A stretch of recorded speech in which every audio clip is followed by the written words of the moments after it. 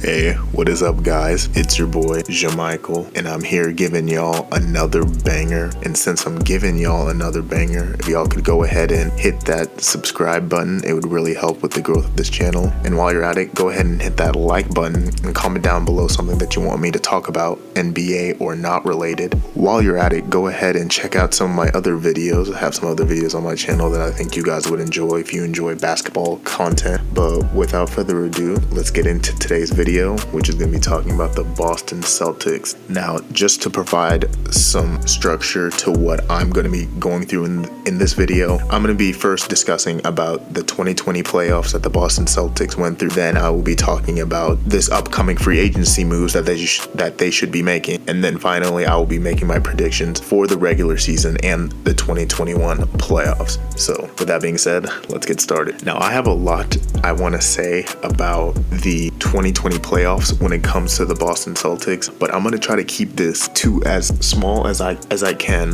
while also providing as much context as possible. So entering the 2020 playoffs, the Boston Celtics were seen sort of as a dark horse team. They definitely seemed like they were title contenders because they had 4 players on their team that were capable of giving you 20 points per game or more, as well as 2 players who can give you 30 a game in Kemba or Jayson Tatum. And as they went through the Eastern Conference, they first met a Philly team that did not have Ben Simmons because he got injured. So it was Joel Embiid out there trying to do everything and he just couldn't. So they got past them. Then they ran into the Toronto Raptors, where I thought the Celtics would win, and they did. But it went to 7 games, which is really surprising. But, when you factor in the OG Anunoby shot that he made over Jaylen Brown and all the other stuff, they did make it past the Toronto Raptors in a hard-fought 7 games, which was good, where they met the Miami Heat. And while I understand the Miami Heat are a great team, they're well coached, they have great depth, they have shooters, I expected so much more out of the Boston Celtics than that. And for them to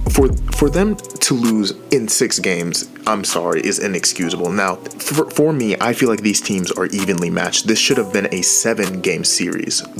I feel like the Boston Celtics folded at times. I feel like Jayson Tatum was very stagnant at times. And I feel like the Celtics paid ultimately for not having a center. While Daniel Tice is a solid center, he's a good backup center. I do not think that he can be a starting center on a championship squad because he's just a little too small. Though he has the strength and the sturdiness to bang with the other bigs, it's the Miami Heat exposed that with Bam Adebayo. So with that being said, Jayson Tatum needs to step up and start becoming the star that he needs to be, because Jayson Tatum was kind of not great in the series. At times it looked like Jaylen Brown was better than Jayson Tatum. It looked like Marcus Smart at times was better than Jayson Tatum. It looked like at times that Jayson Tatum was maybe the 3rd best player on the court, which just can't be happening. He was the player in 2018 who was able to go back and forth with LeBron in the Eastern Conference Finals, yet he seemed outmatched by the Miami Heat and their zone defense in the 2020 Eastern Conference Finals, which you would expect he would have more experience, and because he had a better roster around him, he would be able to take this team to the finals. And they were favorites to go to the finals when they were matched against the Miami Heat and lost. So that's a disappointing playoffs for the Boston Celtics. Now, moving into free agency, like I mentioned before, the Miami Heat exposed the fact that they do not have a big. So in this offseason, I hope that they start searching for other bigs that on the market, one of which is possibly Aaron Baines. An Aaron Baines back to Celtics reunion is possible, and I think that would actually be great. Aaron Baines is a great stretch 5 who would be able to provide great offense and defense for the Boston Celtics and can be a center on a championship squad. And because of this, they could have Daniel Tice as a backup 5, which would better serve Daniel Tice for the team's role. And that would give them a very deadly roster of 5 great players on the team. They might want to explore some other playmakers though. I heard they had interest in Rondo. They might search other playmakers that are on the NBA free agency, but they do need to find other playmakers. Kemba Walker looked stagnant. He he was not good at all in the playoffs. Kemba Walker needed to be better. He was not better than I think Kyrie was for the Boston Celtics. Kyrie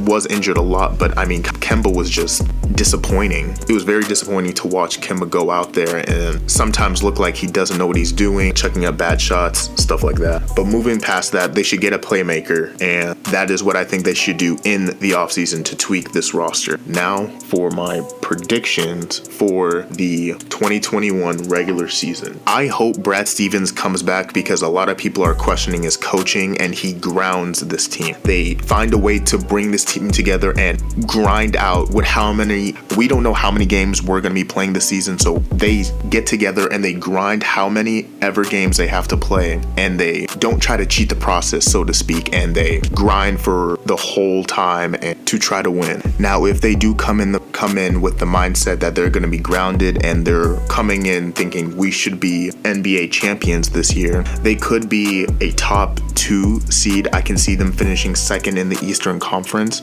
or possibly even first. And I do expect them to make the Eastern Conference Finals yet again.